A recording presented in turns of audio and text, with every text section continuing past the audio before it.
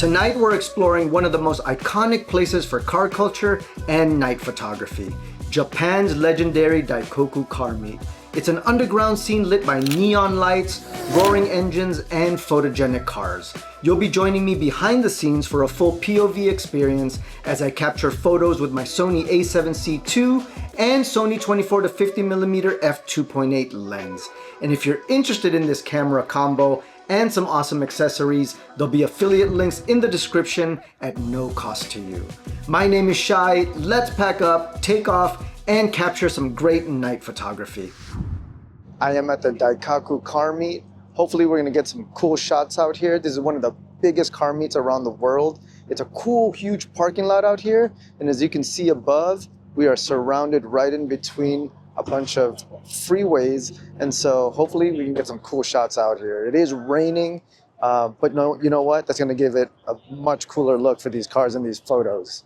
So let's check it out. Now, if you're ever in Japan and you love cars, the Daikoku Car Meet is definitely a must stop for anybody if you want to get some great photos and check out the car culture out there. I definitely had a great time shooting out here. Now, if you find yourself out here, this is not the easiest place to find, so I highly suggest booking a tour. There's definitely a bunch of them if you search online. Here's a quick tip. If you find your photos look a little grainy because it was super dark and you had to use a high ISO, then use the denoise function in Lightroom. It'll clear up that photo just like magic. Let me show you where that is. On the right side, hit denoise, and it works pretty quick, and like I said, just like magic. Now, when you first start night photography, your settings have to be a little bit different, so there's all types of different hacks. So if you shoot a lot, leave a comment and let's help the community. And here's a quick tip for you. Here's a little hack. To keep your ISO as low as you can, I learned that with night photography, you have to underexpose the image, then boost the exposure in post. This will make your photo pop, especially with those neon lights. It was raining on and off, sometimes really hard, but it did lighten up at a few moments here and there. So hopefully I got some decent photos here. Cool thing too is if you're a car enthusiast and you're taking these photos, some cars out here in Japan you just won't find in America where I'm from. So that was part of the fun of this. Getting some great photos, but at the same time just part of the car culture, seeing cars that you don't normally see back home. Now when you're walking around, literally everyone's shooting pictures on their professional cameras, their cell phones. So I didn't feel like you needed to ask people to take photos of their car, but you know, I wanted to be respectful, so if I noticed someone was hanging around their car, I would still ask, and I think it's that nice and polite thing to do if you're gonna shoot someone's car. And literally no one said no, which was pretty cool.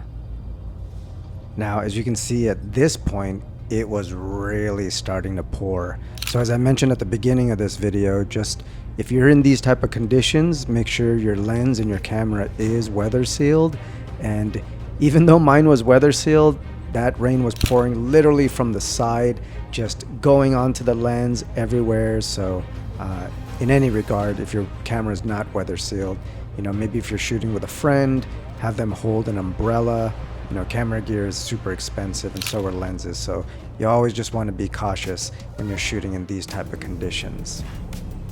It's really nice because you see a lot of hobbyists and professional photographers that were out here this evening.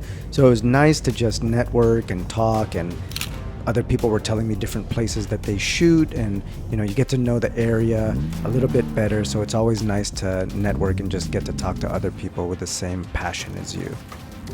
Now with the tour, we were here for about an hour, maybe a little over an hour. So I didn't have too much time to shoot, especially since it was raining so hard. So hopefully I did get some decent shots, and for the most part I put my camera away. I was on vacation, so I really just wanted to enjoy these cars. Got your own go-to tips for shooting at night? Drop them in the comments so we can learn from the community. So let's help each other out. Now if you enjoyed the ride, hit that like button, subscribe if you haven't already, and tap that bell so you don't miss what's coming next. I truly appreciate you flying to Japan with me, and if you want to join me for another trip or check out some of my gear reviews, stick around and I'll see you on the next video.